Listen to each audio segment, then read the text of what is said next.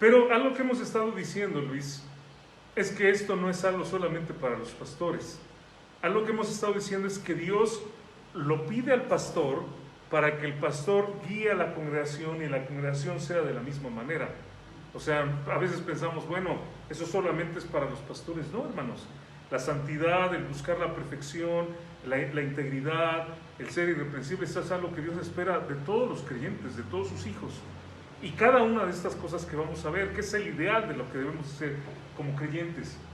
En 1 Timoteo capítulo 3, versículo 2, que es el versículo en donde vamos a estar por algún tiempo, hermanos, dice, pero es necesario que el obispo sea irreprensible. Estudiamos esto ya en varios domingos.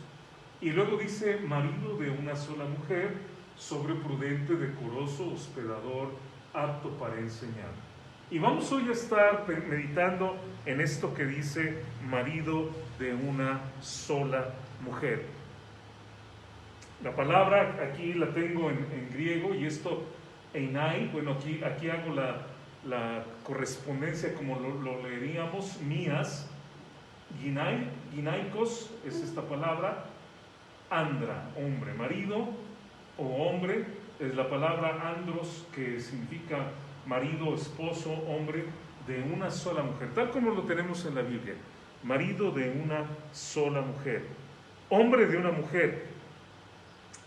Hay un historiador llamado Josefo, hermanos, que él dice que en su tiempo, él dice, un hombre podía vivir con más de una mujer. Él lo escribe esto en las Antigüedades de los Judíos, en el capítulo 17, en los versículos 1 y 2, que es un libro antiguo. Sin embargo, hermanos, los pensamientos de los hombres no nos interesan, ¿no? Lo que nos interesa es lo que dice la palabra de Dios. El mandato bíblico no respalda que los hombres tengan más de una esposa. Y aquí tal vez haya gente que me diga, oiga hermano, pero ¿qué de Abraham? Y oiga hermano, pero ¿qué de David? Y oiga hermano, ¿qué de otros personajes del Antiguo Testamento?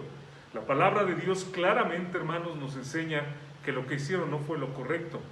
La palabra de Dios nos enseña que cuando Dios creó a Adán, le trajo una mujer, dijo, esto es ahora hueso de mis huesos, carne de mi carne, y después dijo, por esto dejará el hombre a su padre y a su madre, y se unirá a su mujer, y serán una sola carne. De tal manera que los hombres pueden errar en sus interpretaciones, y los hombres pueden a veces, hermanos, tomar cosas de la Biblia que les agradan a ellos para pecado, ¿no es cierto? Como la gente me dice a mí muy frecuentemente, es que Jesús tomaba vino, es que Jesús convirtió el agua en vino. Hasta se saben que el primer milagro que hizo el Señor Jesucristo fue ese, convertir el agua en vino. Y muy curiosamente, eso les llama la atención. No, hermanos, no tratemos de malinterpretar las cosas. Busquemos lo que la Biblia nos enseña para nuestra santidad y para nuestro mejoramiento. Nosotros erramos, pero la palabra de Dios, hermanos, es certera, y debemos tomar convicciones cuando nosotros estudiamos la palabra de Dios.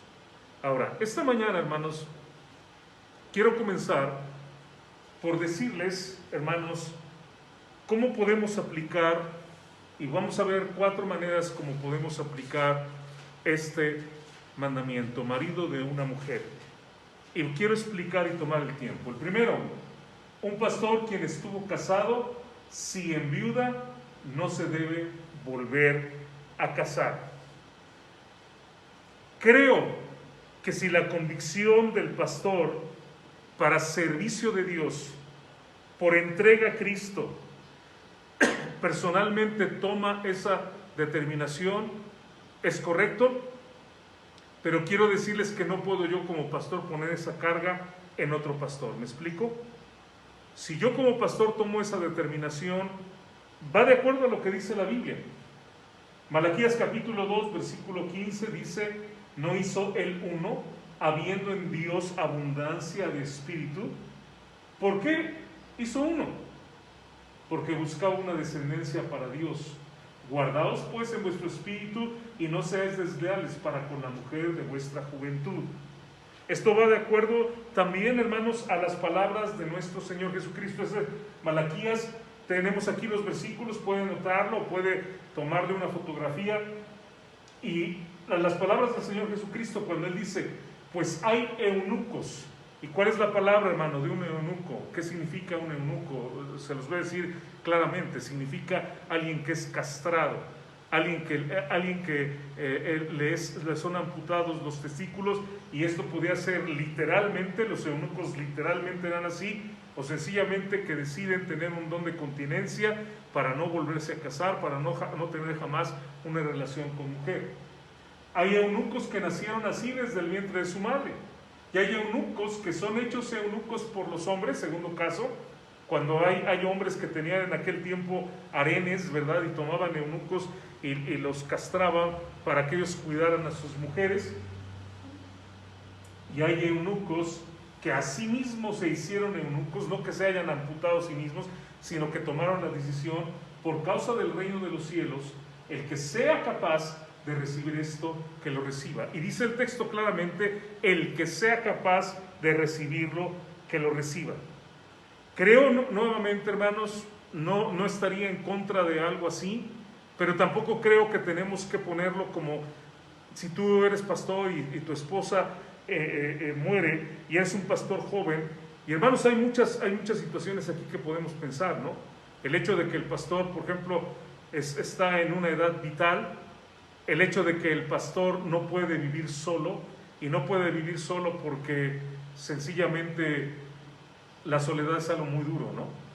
Yo conozco gente de edad que vive sola y me hablan de lo triste que es, ¿no? Llegar a la casa, no hay nadie, sentarse a ver la televisión, prender el radio, la tele todo el día para sentir que hay compañía, es algo horrible. Y entonces, nuevamente, si es la convicción de un pastor, si un pastor me escucha y dice, esa es mi convicción, y he platicado con pastores que me dicen, esa es mi convicción, hermano, qué bueno. Pero no puedo yo decir, todos vamos a hacerlo, porque dice la Biblia claramente que el que sea capaz de recibir esto, dice, que lo reciba.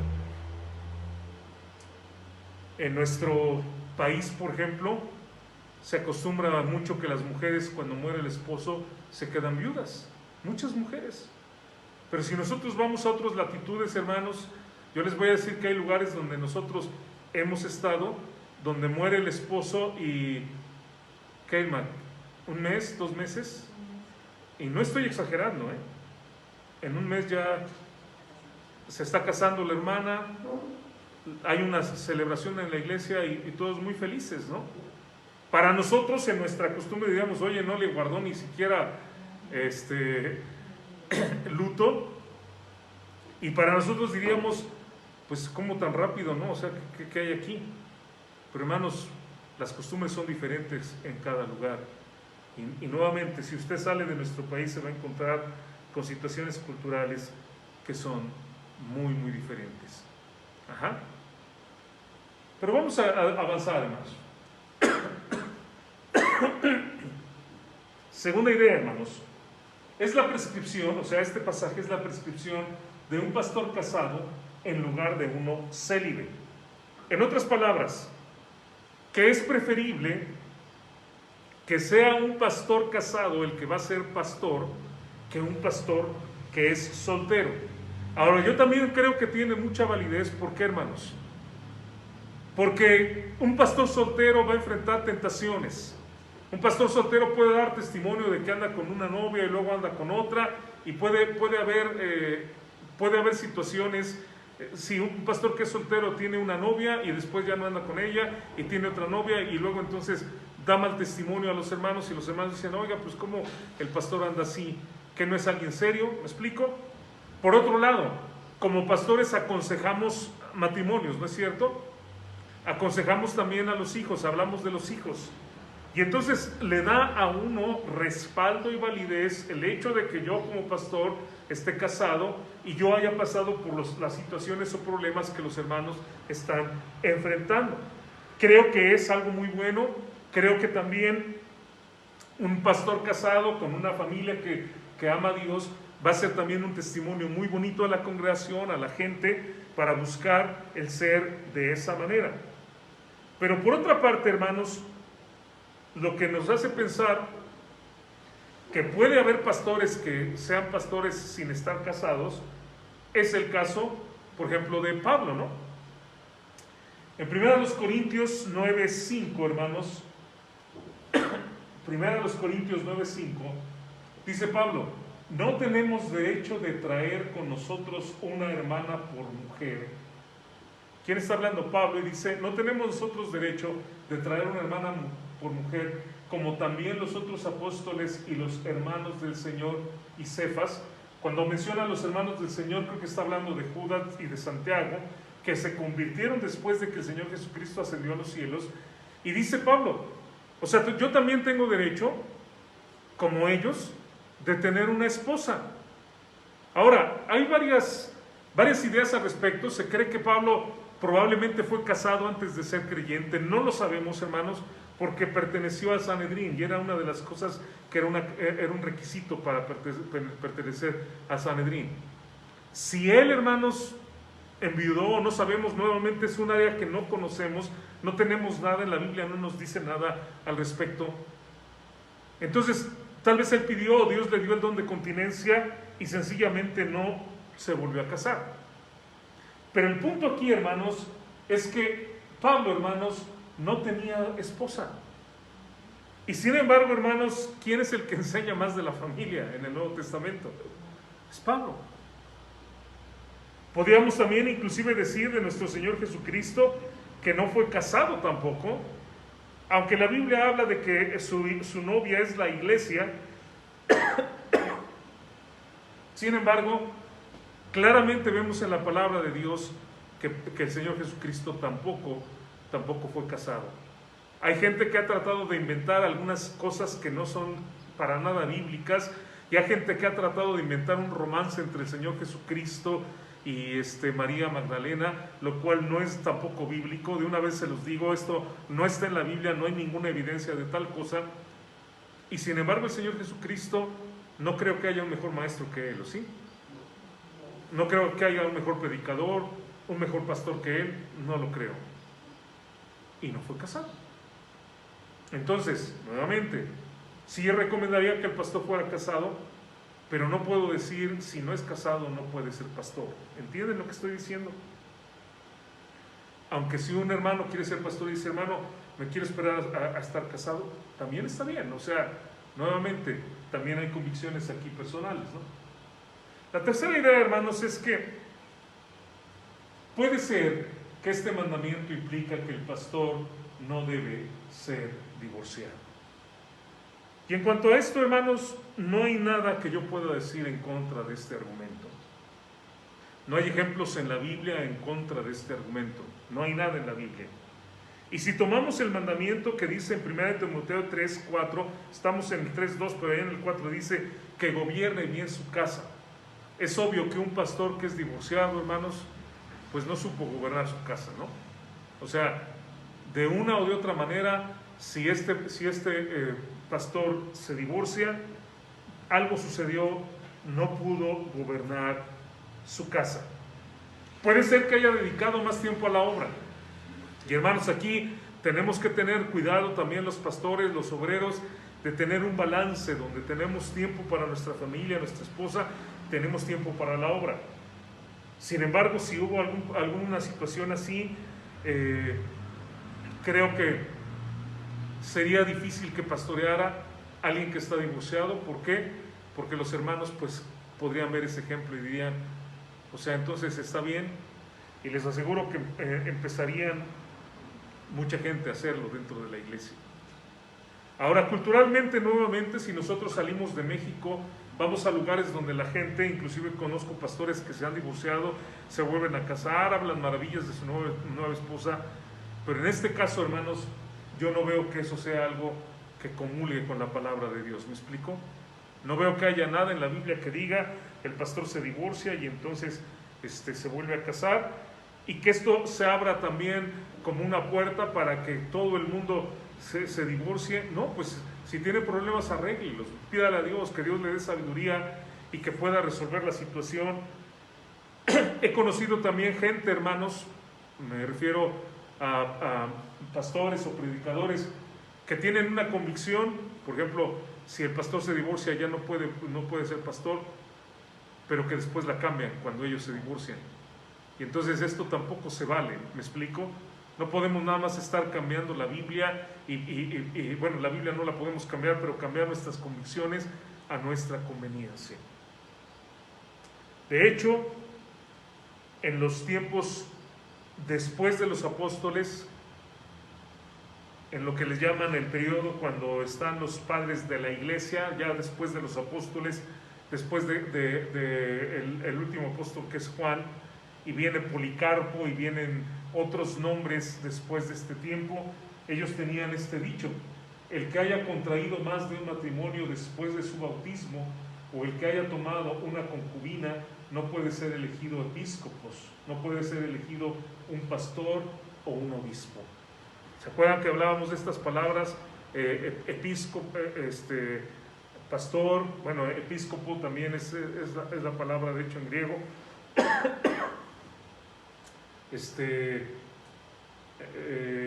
Obispo, que es la traducción para nosotros. Anciano, que es lo que significa, todas estas palabras significa ser un pastor.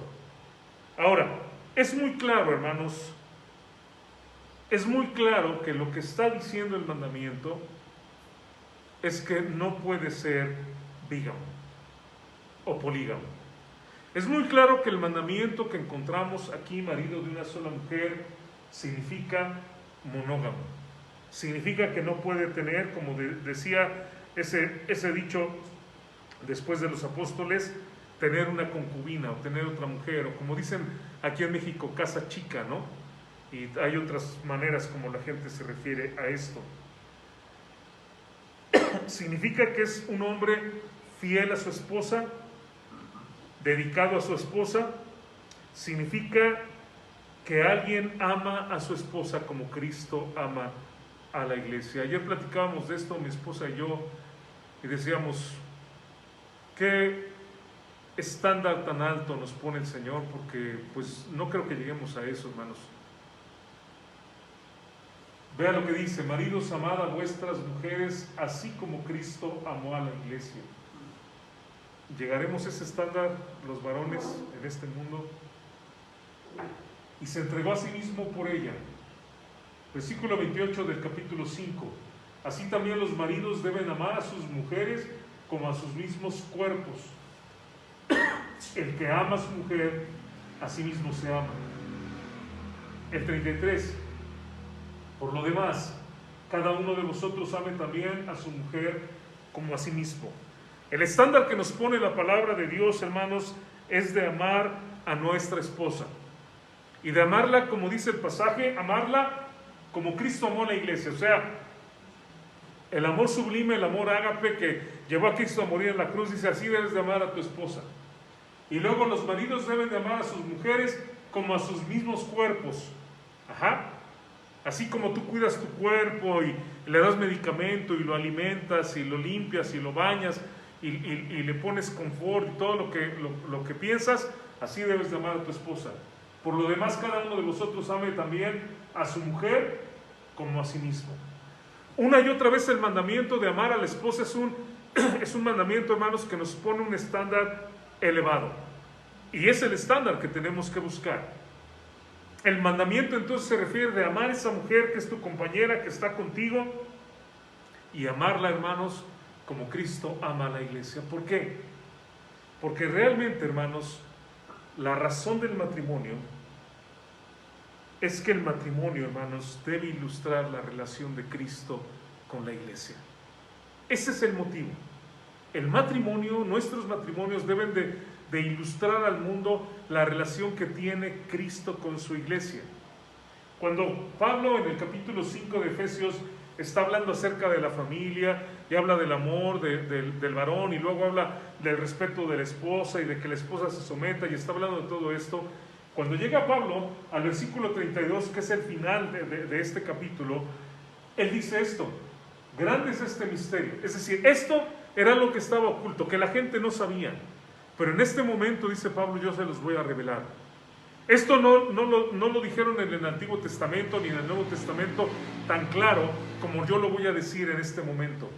A eso se refiere. Yo voy a mostrarles algo que ustedes no sabían o a lo mejor no habían pensado, que jamás se les había ocurrido. Yo digo esto respecto de Cristo y de la iglesia. Pablo está diciendo, la razón por la que Dios creó el matrimonio, la razón por la que Dios tomó a Adán, lo partió a Adán, después le trajo a Eva y le dijo, ahí está tu mujer, esto es ahora hueso de tus huesos, esto es carne de mi carne, dice Adán, dejará el hombre a su padre y a su madre, se unirá a su mujer. Es que Dios instituyó el matrimonio, hermanos, para que seamos el ejemplo al mundo de Cristo y la iglesia.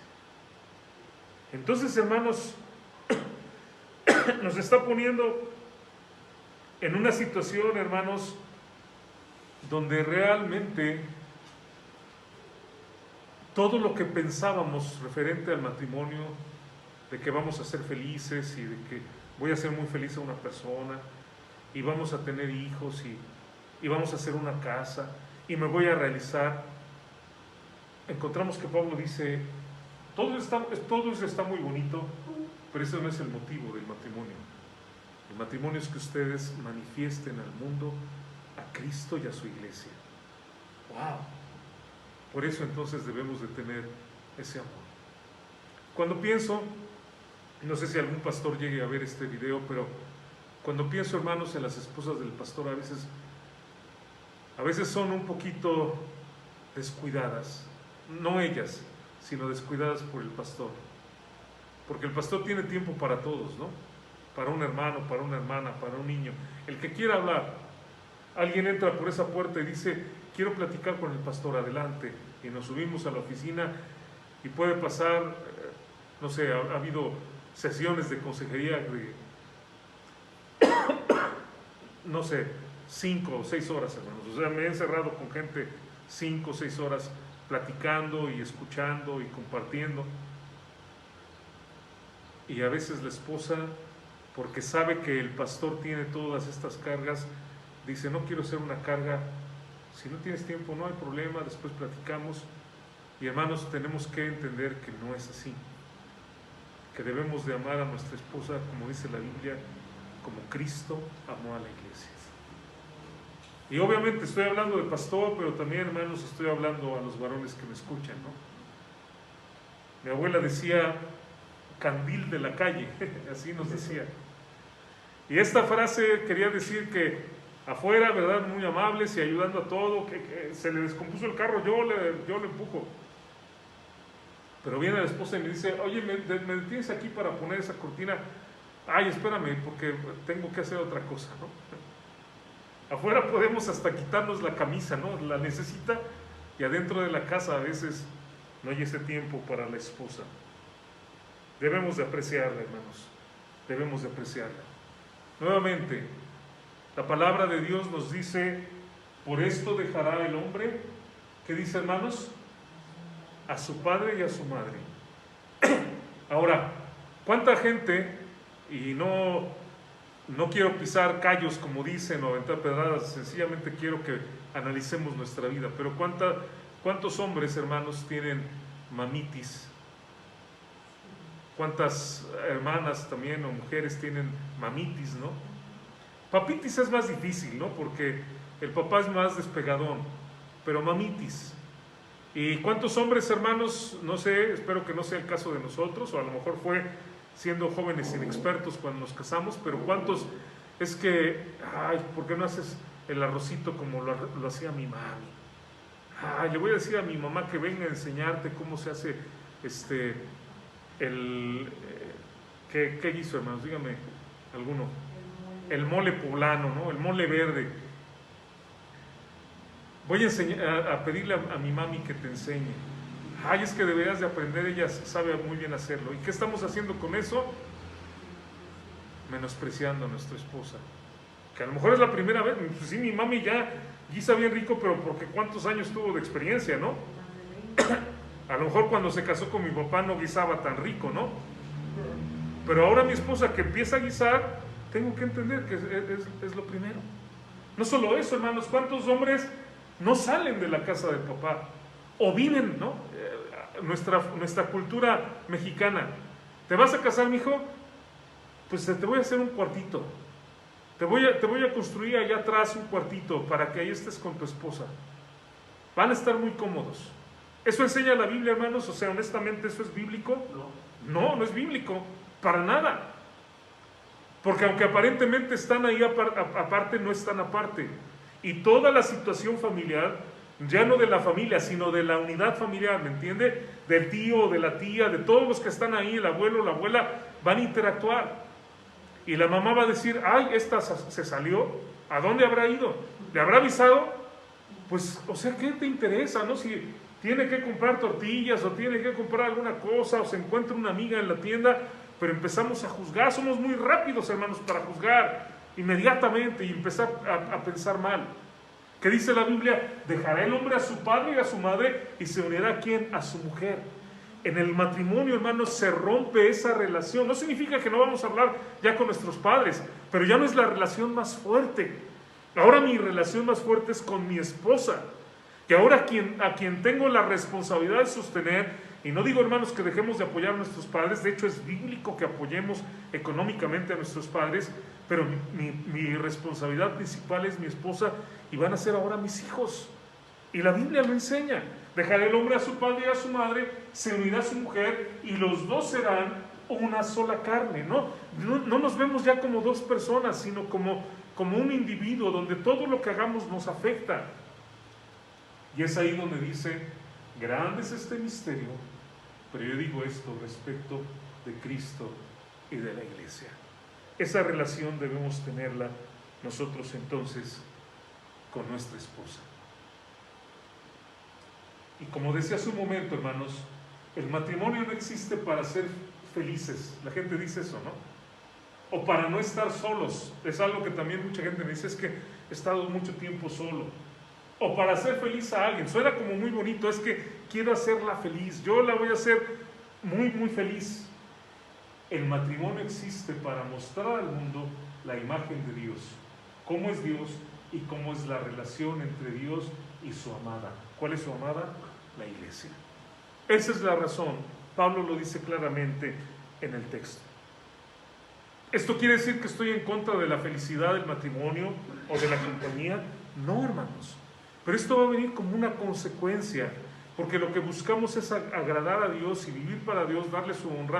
Y entonces sí, va a venir compañía, va a venir felicidad, va a venir satisfacción, pero todo esto a consecuencia de que mi deseo es que mi matrimonio sea una imagen de Dios en este mundo. Ahora, hermanos,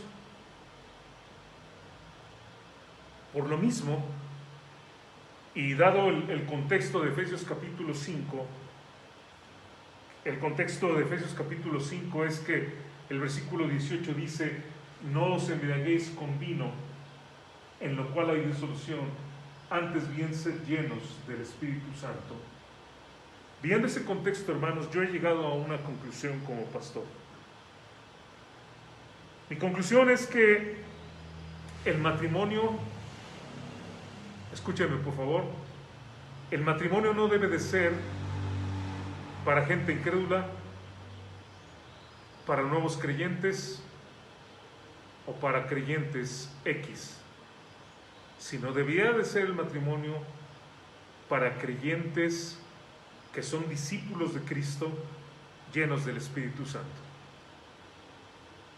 Ahora, yo sé que yo no voy a poder evitar que la gente se case como sea.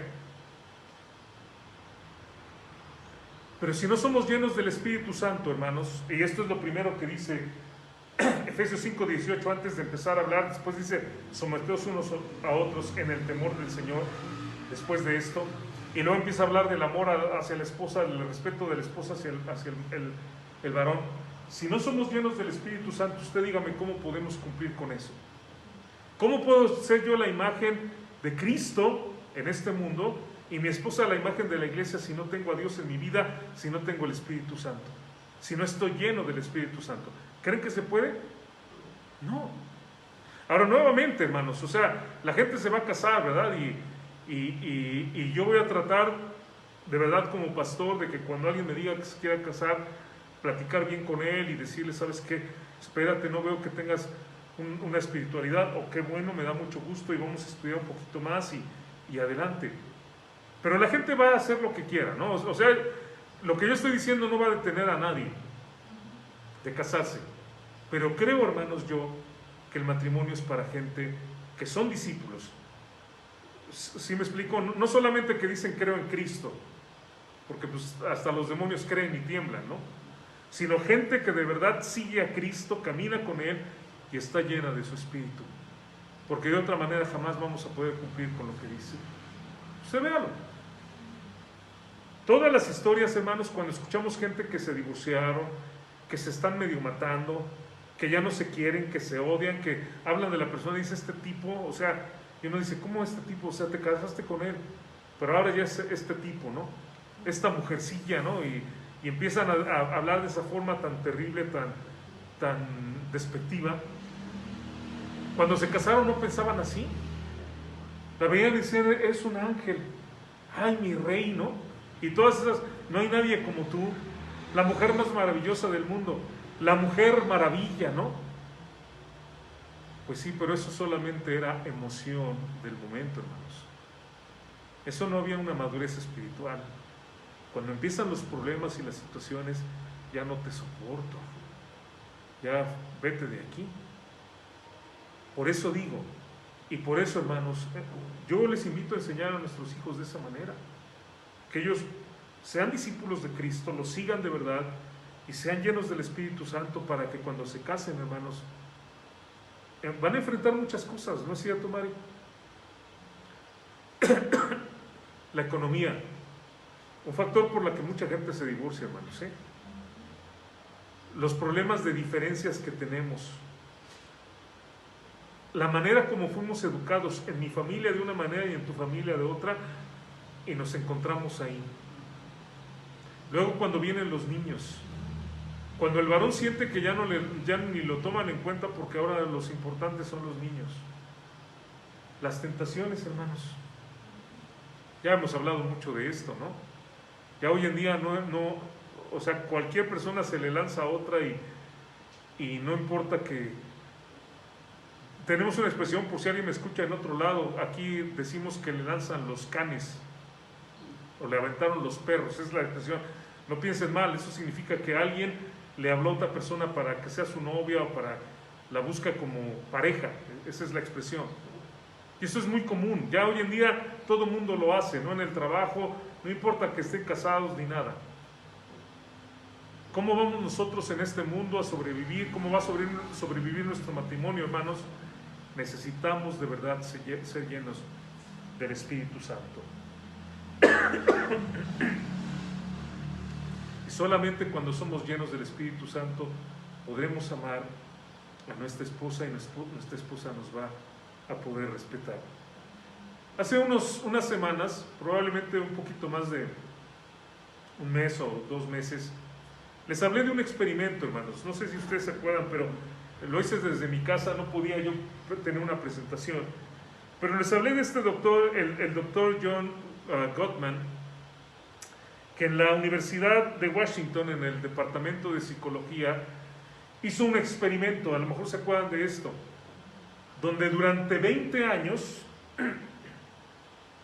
él estuvo trabajando con 2,000 parejas, bueno, no solamente él, sino su equipo de investigación, y la pregunta era, ¿cómo le hacen las parejas que se quedan juntas por tantos años?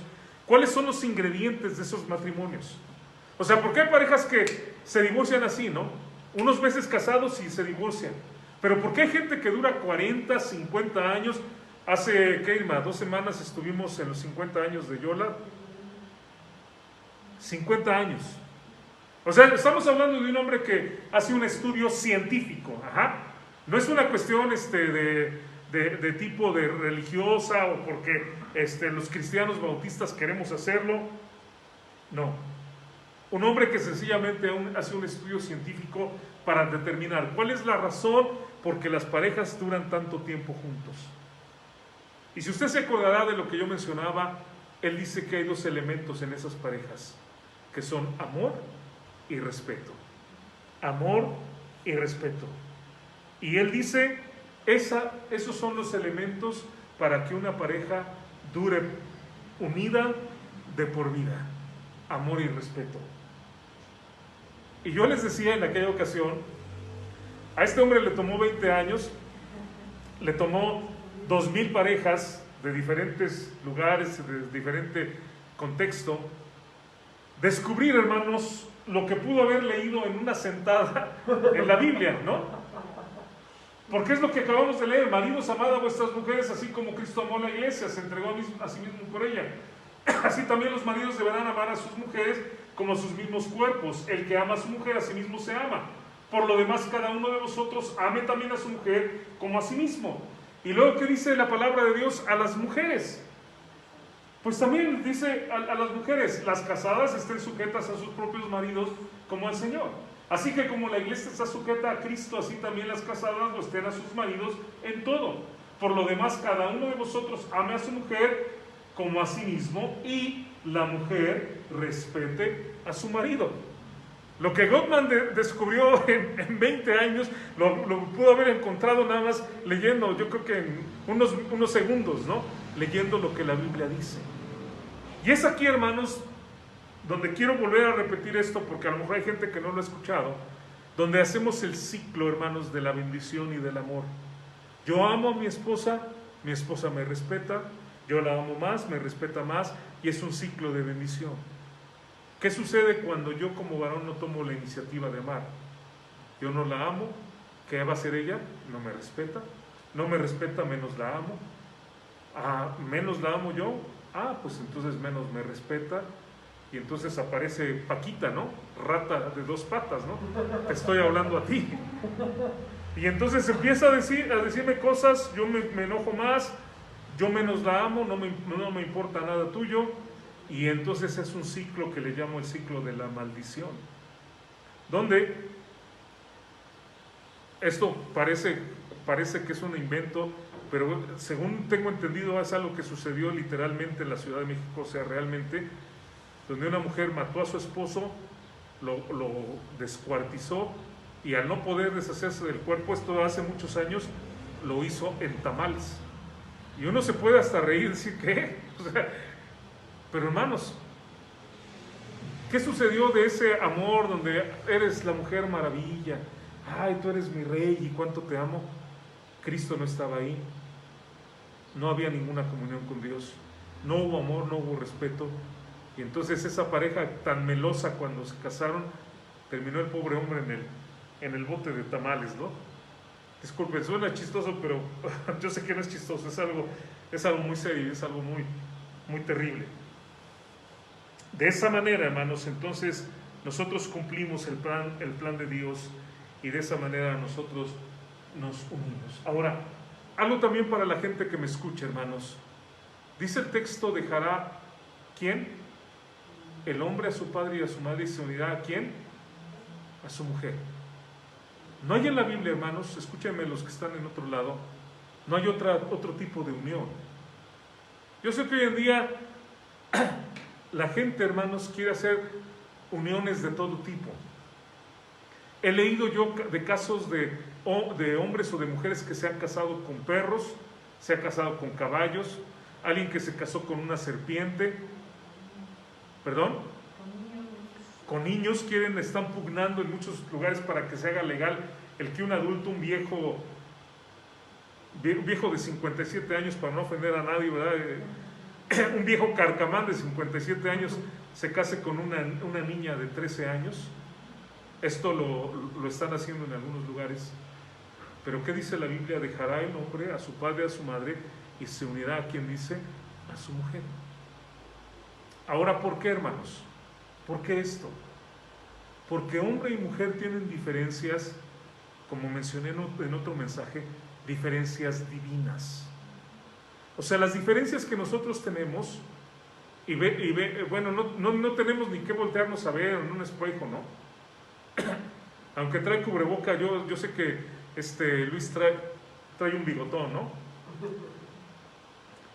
Y aunque no trae cubreboca, Aurora no tiene bigotón. O sea, no hay manera, ¿verdad?, de que tenga eso, ¿verdad? Los varones nos sale vello hasta en el pecho, ¿no? Nos sale en partes que a lo mejor hasta nos vemos como monstruosos, ¿no? Como alimañas. Ahora sí que alimañas peludas. A nuestras esposas no. Y tenemos funciones diferentes, hermanos. hemos meditado ya, ¿no? ¿Por qué? Porque estas diferencias, hermanos, nos unen. Porque son diferencias, déjeme usar la palabra, complementarias. Ajá. Piense nada más usted, tengo aquí un aparato donde yo enchufo cables de todos los equipos que tenemos aquí. Y ahí, hermanos, hay una clavija que entra perfectamente en el enchufe. Son complementarios. Si fueran iguales, no pueden ser complementarios. Porque yo pongo dos puntas y ¿qué va a suceder? Nada. Pero son complementarios. Y Dios nos creó con esas diferencias, hermanos, para que nosotros precisamente, al tener esas diferencias, nos complementemos. Y al tener esas diferencias, hermanos, nosotros también podamos procrear y podamos tener familias y continuar adelante. Un hombre con un hombre no pueden jamás tener un hijo. Ya sé que hay muchos sistemas y muchos métodos y que se puede adoptar y todo eso, pero un hombre con un hombre o una mujer con una mujer no pueden tener descendencia. Alguien que se case con un gato o una rana, pues, lo más absurdo que pueden ustedes pensar, no pueden de ninguna manera tener descendencia. Hay un plan de Dios. La anatomía del hombre y de la mujer fueron creadas divinamente diferentes y complementarias, para que de esa manera, hermanos, nosotros pudiéramos llegar a ser, como dice la Biblia, una sola carne. Ajá. Ese es el plan de Dios. Ahora, vamos, hermanos, a tener una clasecita de hebreo, ¿sale? Y aquí le vamos a dejar el día de hoy, porque quiero nada más tener esta clasecita de hebreo. Y esto también lo enseñé hace unos domingos, pero déjenme tomar un poquito de más tiempo el día de hoy para poder enseñar. No se espanten, cuando digo más tiempo, ¿qué dicen los hermanos? El pastor siempre se tarda como una hora, ¿y qué? ¿Cuánto se va a tardar hoy? No, nada más un poquito de más tiempo para enseñar esto y darles un poquito más de contexto. Tengo un versículo aquí en la Biblia, hermanos, que quiero que veamos unas palabras en hebreo, el varón y varona, hombre y mujer. Si usted ve el texto, dice así: dijo entonces Adán, esto es ahora hueso de mis huesos y carne de mi carne. Ajá, lo que estamos diciendo, hueso de mi hueso, carne de mi carne, se complementan, se unen y hay una perfecta unión entre hombre y mujer. Perfecta, es completamente perfecta. Ajá. Y dice, esta será llamada varona, usa aquí la palabra varona, porque sería el equivalente al femenino de varón. La palabra en hebreo es la palabra isha. Ajá. De hecho, puedo nada más quitarle esta H y ponerle así, isha, ¿no? Porque del varón, ish, en hebreo, fue tomada. Por esta razón, por tanto, dejará el hombre, ish, a su padre y a su madre, y se unirá a su mujer. Y en esta ocasión, en nuestra Reina Valera, tradujeron esta palabra como mujer, pero es la misma palabra que se utiliza como varona, y es isha, y serán una sola carne. Ahora, hermanos, déjeme decirle algo. Ajá. Si usted tiene la oportunidad de estudiar griego y hebreo, entrar a un seminario y estudiar, y de hecho le recomiendo el seminario donde yo doy clases para que usted lo estudie, sería una bendición.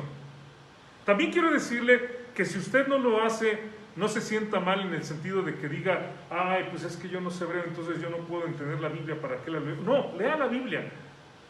Lea la Biblia y usted va a entender muchísimo de la Biblia, aunque no tenga ningún conocimiento de griego y de hebreo, pues va a ser una bendición. Gracias a Dios, hermanos, una de las decisiones que Dios tomó fue permitir que la Biblia fuera traducida. Bendito el nombre de Dios.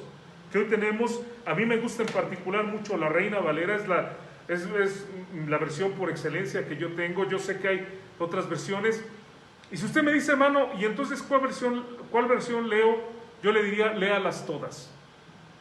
¿Sí? O sea, usted va a tomar una que va a ser su favorita. Como para mí la Reina Valera, me sé Irma, me sé muchísimos versículos de la Biblia, y si los tuviera que aprender en la Nueva Reina Valera o en otra versión, pues me va a costar mucho trabajo, ¿no? Entonces yo ya me quedo con esta, ¿sí? Yo ya me voy a ir a la tumba con la Reina Valera y esta va a ser la que me va a acompañar. Pero tengo otras versiones. Y si usted me dice, ¿y cuál, hermano?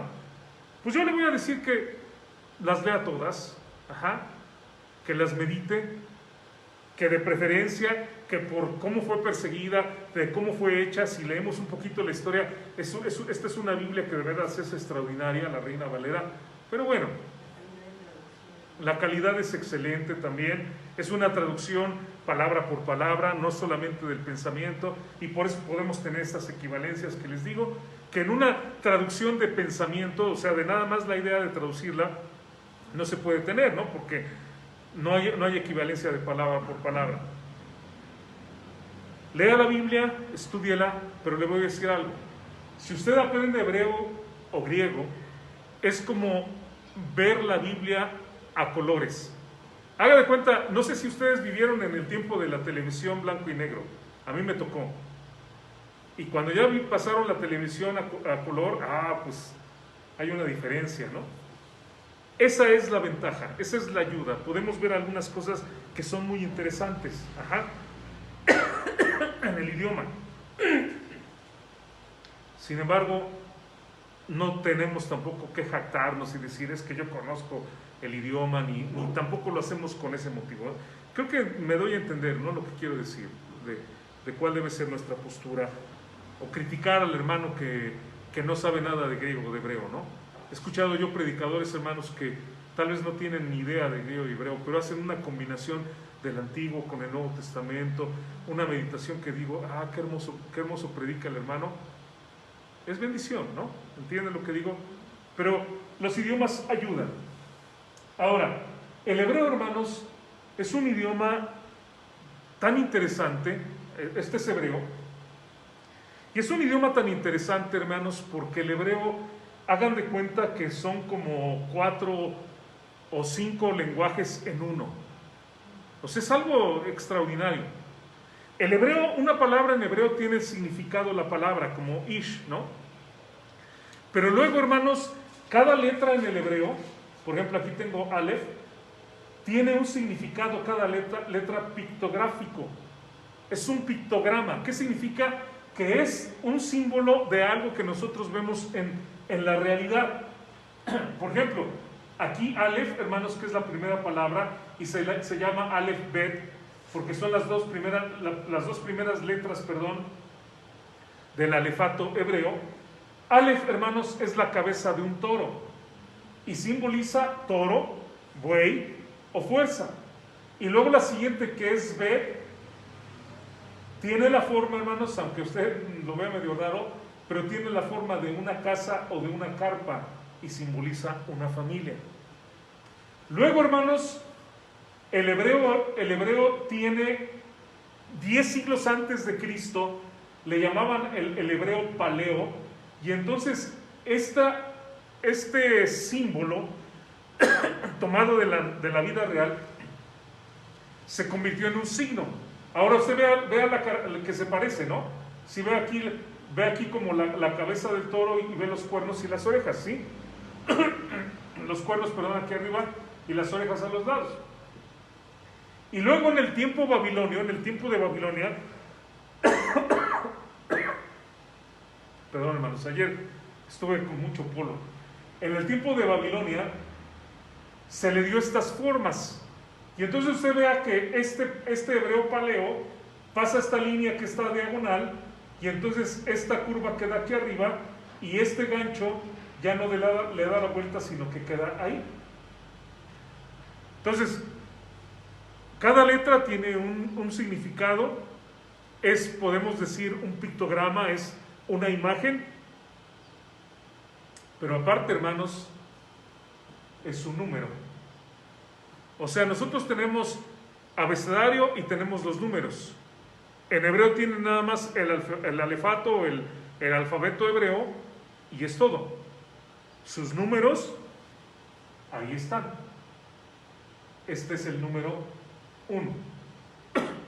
No los voy a ver todos, y no los voy a explicar todos, pero quería que ustedes vieran cómo es el hebreo. Entonces, a veces cuando nosotros tenemos combinaciones de letras, nosotros tenemos un mensaje ahí. Cuando nosotros tenemos letras, tenemos también un mensaje numérico ahí, porque todas las letras tienen un número, una equivalencia numérica.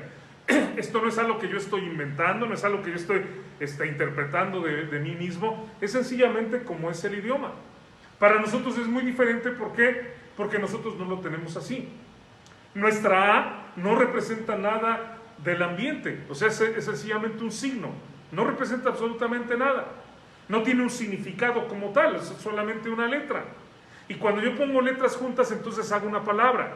En hebreo no, hermanos, en hebreo una sola letra puede ser una palabra, y un símbolo, y un número, y las pongo juntas y hay significados en ellas.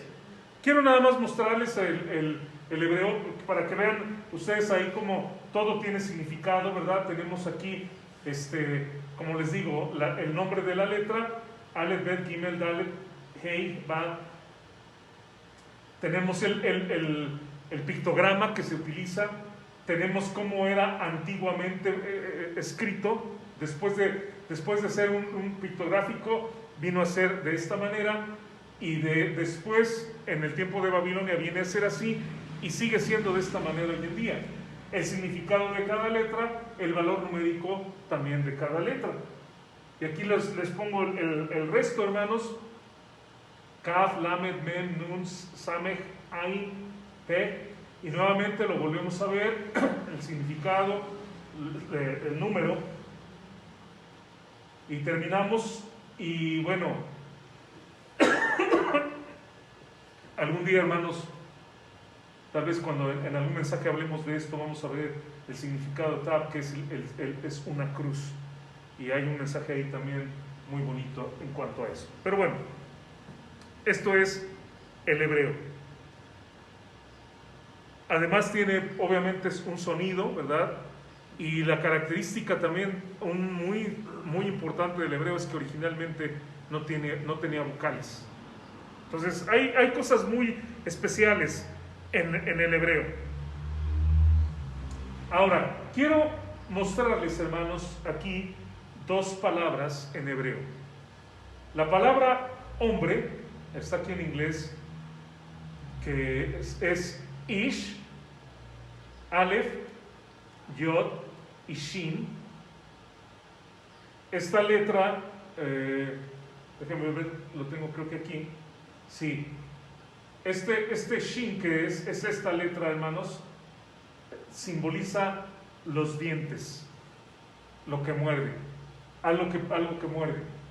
Y Aleph, que es la primera letra que vimos, es esta letra que fue la primera, que es la cabeza del toro,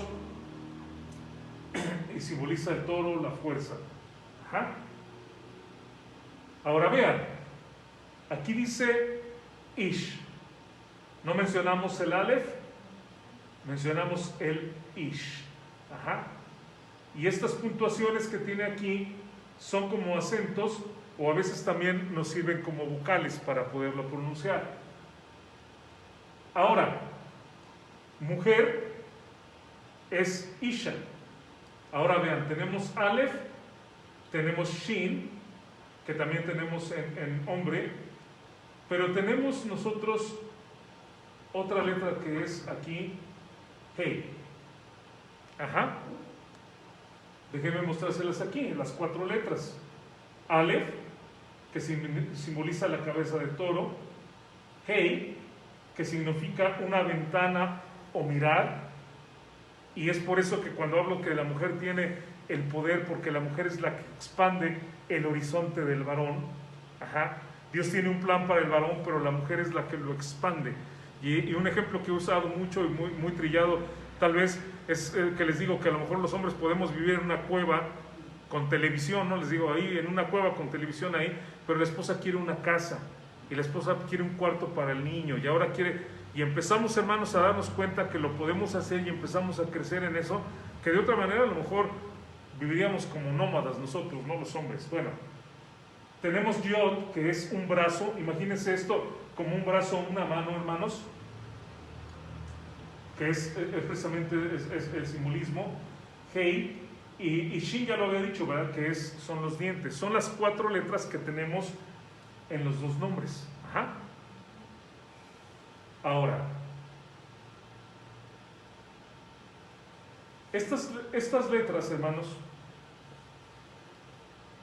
que tenemos en el nombre del hombre y de la mujer, vamos a ver que hay 2 letras iguales, Aleph y Shin, Aleph y Shin. Pero vamos a ver, hermanos, que hay 2 letras que son 2 letras que no están en el otro nombre, que es Yod, ajá, el brazo, y He, el horizonte, la ventana. Bueno, lo interesante de esto, hermanos, es que estas 2 letras, Hei y Yod, simbolizan, hermanos, el nombre Ja. Aquí vemos Yod, Hei, y hubiera puesto una letra similar. Este es un tipo de letra tal vez más moderno. Pero este es el nombre, hermanos, de Dios. La Biblia dice: cantad a Dios, cantad salmos a su nombre, exaltad al que cabalga sobre los cielos, Jai es su nombre, alegraos delante de él. Este, hermanos, es el nombre de Dios que se menciona aquí. Ajá, Ja es su nombre. Y lo que quiero que ustedes vean es que este nombre de Dios, hermanos, lo formamos en la unión de hombre y de mujer. ¿Me doy a entender? Solamente cuando ponemos a hombre y a mujer, nosotros tenemos ese nombre de Dios. Que por cierto, dice el Salmo 156, todo lo que respira alabe a Ja. Aleluya. Ya lo que ya hemos mencionado, que lo hemos dicho en algún momento y lo han visto a lo mejor en videos, es que este nombre de Dios lo dice toda alma viviente en el momento en que respira.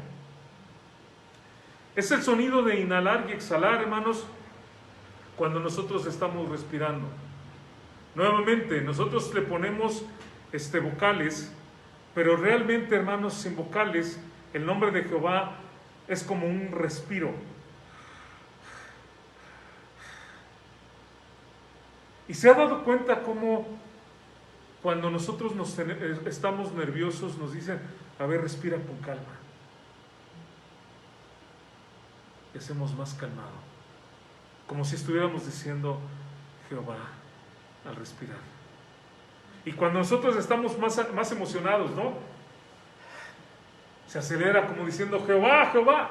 Cuando la Biblia dice, hermanos, todo lo que respira alabe a Jehová, pareciera que Dios puso en el ser humano es el poder decir ese nombre de Dios para alabarlo en cualquier momento, aun cuando ni siquiera nosotros nos damos cuenta.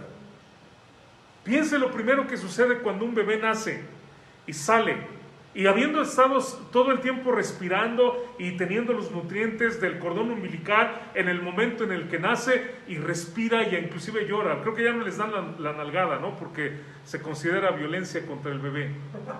Pero en el momento en que el bebé llora, ¿verdad?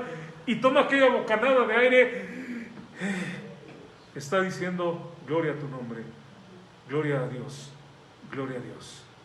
Y piense, en el momento que nosotros nos despedimos de este mundo, cuando nosotros ya tenemos el último respiro, nosotros ¿qué decimos? Gloria a Dios. No importa si eres creyente o no, no importa si eres un ateo y no quieres nada con Dios, de todas maneras Dios ha puesto de su presencia en nosotros, porque fuimos creados, que dice la Biblia, a imagen de Dios. A imagen de Dios los creó, varón y hembra los creó.